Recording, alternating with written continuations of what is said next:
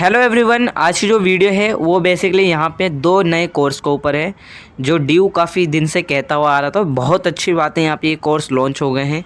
BBA LLB और sorry BLLB और BBA LLB ये दो न्यू कोर्स लॉन्च हुए हैं, 5 ईयर इंटीग्रेटेड प्रोग्राम। ठीक है, अब यहाँ पे आप लोगों को मैं बता दूँ 2023-24 के सेशन में जिन्हें एडमिशन लेना है या आगे भी एडमिशन लेना है तो एलिजिबिलिटी क्राइटेरिया, सीट्स कितनी है या फ़ीस कितनी है, सारी डिटेल में बात करने वाला हूँ।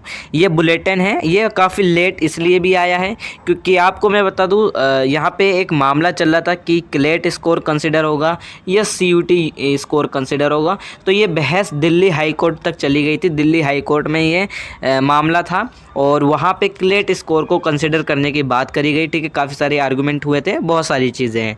तो ये इसलिए यहाँ पे थोड़ा सा टाइम लगा है। आप लोगों को पता है मामला कोर्ट में था। ठीक है, खैर यहाँ पे हम आते हैं नीचे। जो मैं नीचे यहाँ बात करने वाला हूँ क्या क्या चीज़ें हैं, तो मेन पॉइंट मैं यहाँ बात करूँगा प्रोस्पेक्टस से।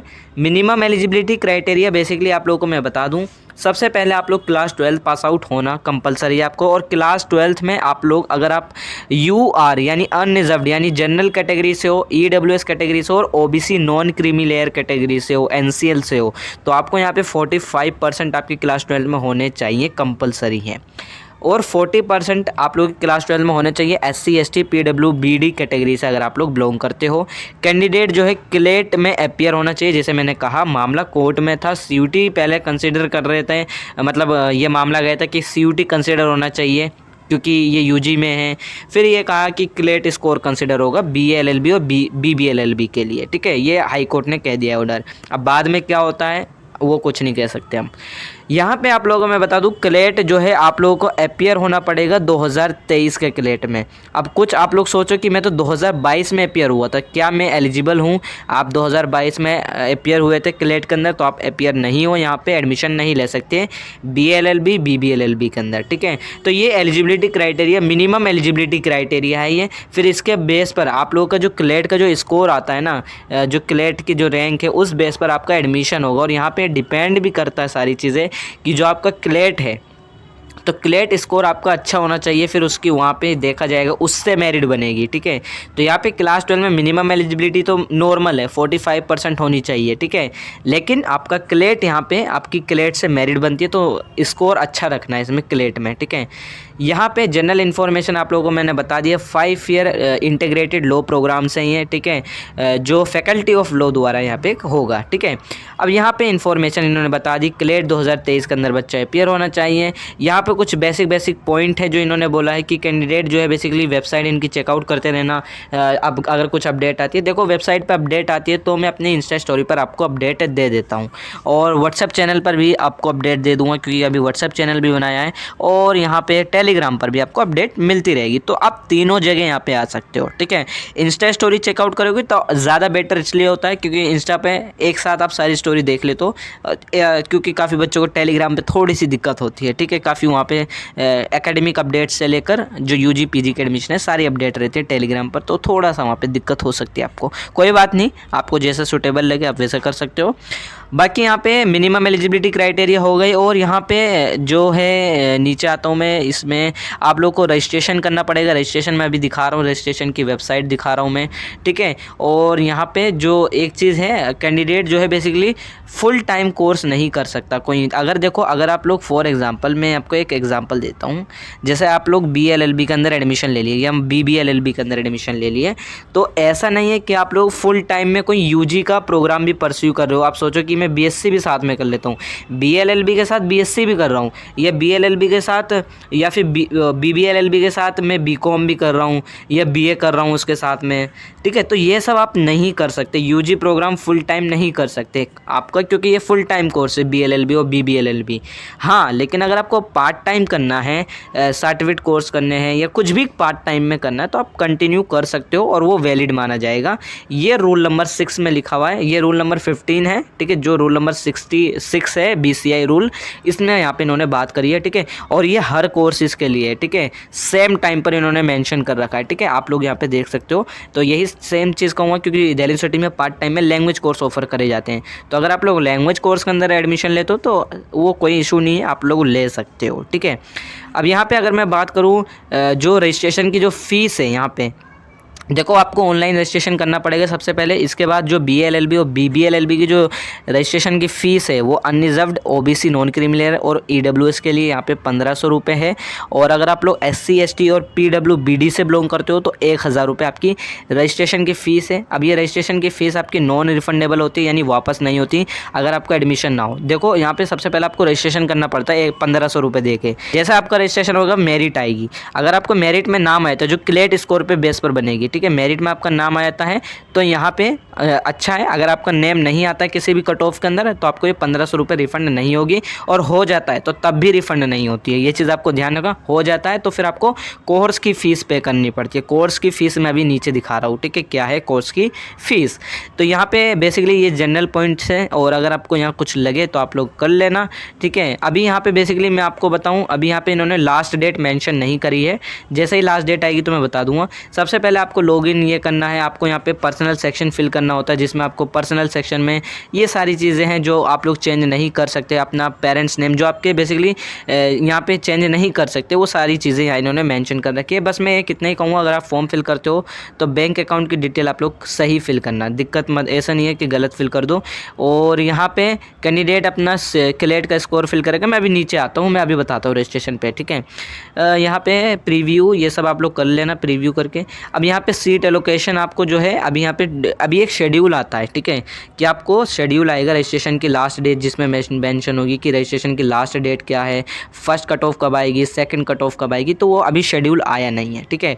तो यहाँ पे वही सेम चीज़ इन्होंने बता रखी है कि आप लोगों का अपना डैशबोर्ड चेकआउट करते रहना है। आपको जब सीट अलॉट होगी, और वहाँ पर जब आपको सीट अलॉट होगी तो वहाँ पर आपको एक्सेप्ट करना पड़ता है, एक्सेप्ट का बटन आता है, ठीक है। तो ये आपको ध्यान रखना है।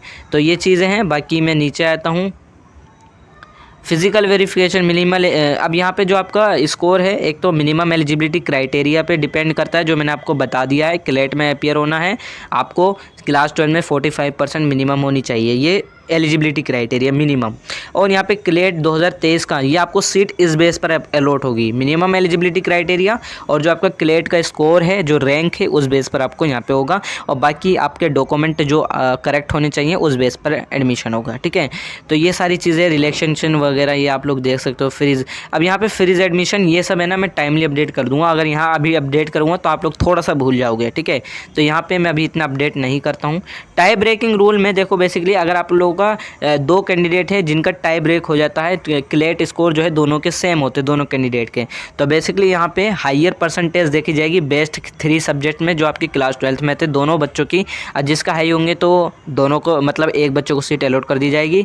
और अगर यहाँ पे दोनों के फिर भी बराबर आते हैं बेस्ट 3 में तो बेस्ट 4 देख ली जाएगी, उसमें भी बराबर आने तो बेस्ट 5 देख ली जाएगी। यानी टोटल कहने का मतलब ये है कि सीट बस खाली एक बच्चे को अलॉट होगी, ठीक है।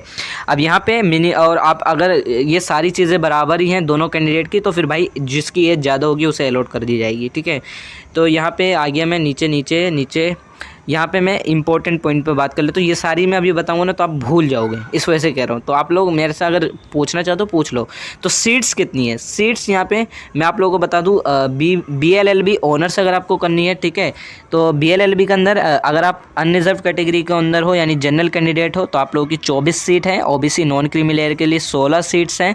SC के लिए यहाँ पे 9 सीट्स हैं, और ST के लिए यहाँ पे बेसिकली ST के लिए 5 हैं, और EWS के लिए 6 सीटें हैं। अब यहाँ पे अगर हम देखें 40 टोटल यहाँ पे आप लोग सीट गिन लो, 60 सीटें हैं, ठीक है। 60 सीटें इनकी होगी, जो पहले भी इन्होंने बताया था, जो मैंने आपको पहले बताया था कि 60 सीट्स होंगी टोटल, ठीक है।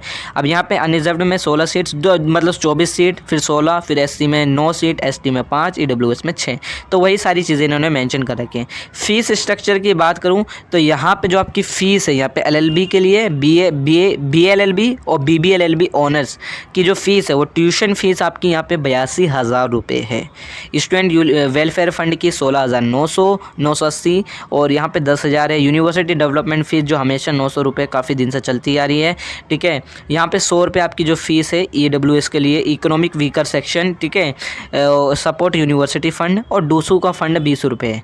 अब यहाँ पे मैं आप लोगों को बता दूँ जो आपकी टोटल फ़ीस है, अब ये कुछ बच्चे कह रहे हैं भैया ये साल की फ़ीस है, ये पूरे यहाँ पे 5 ईयर लो की फ़ीस है, 1,90,000 रुपये फ़ीस है, ठीक है। तो अभी यहाँ पे मेरे हिसाब से तो ये 1 साल की ही फ़ीस होगी, ठीक है।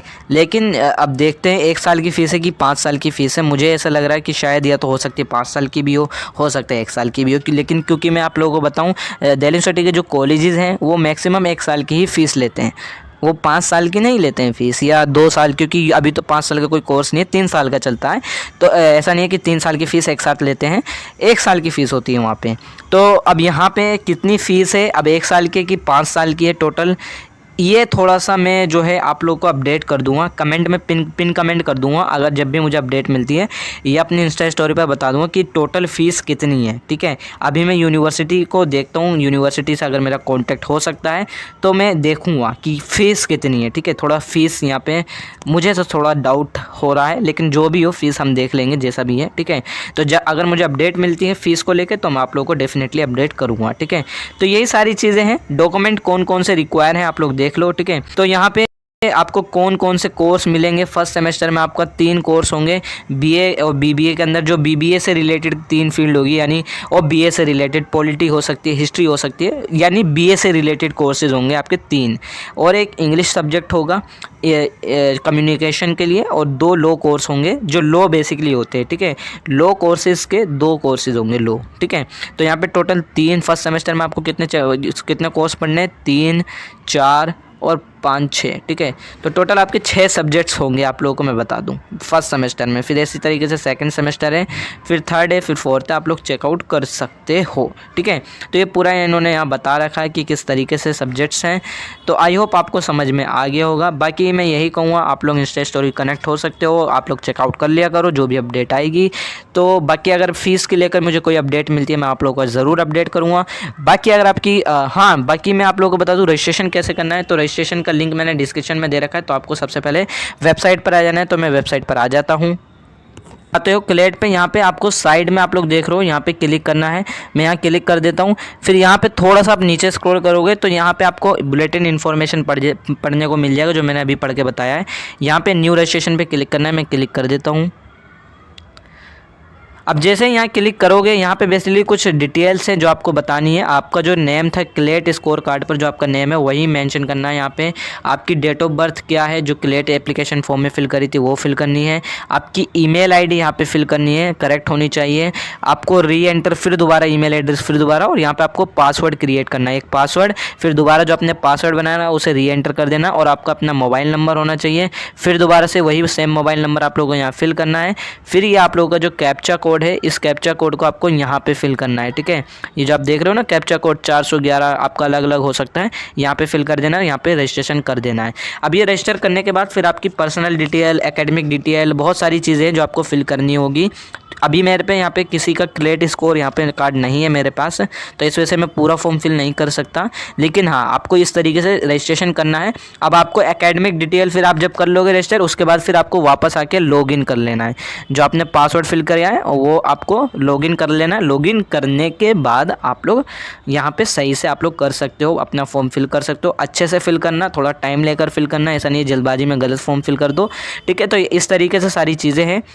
बाकी अगर आपकी कोई क्वेरी है तो आप मुझसे इंस्टाग्राम पर पूछ सकते हो। इंस्टा आईडी का जो लिंक है वो मैंने अपने डिस्क्रिप्शन बॉक्स में दे रखा है।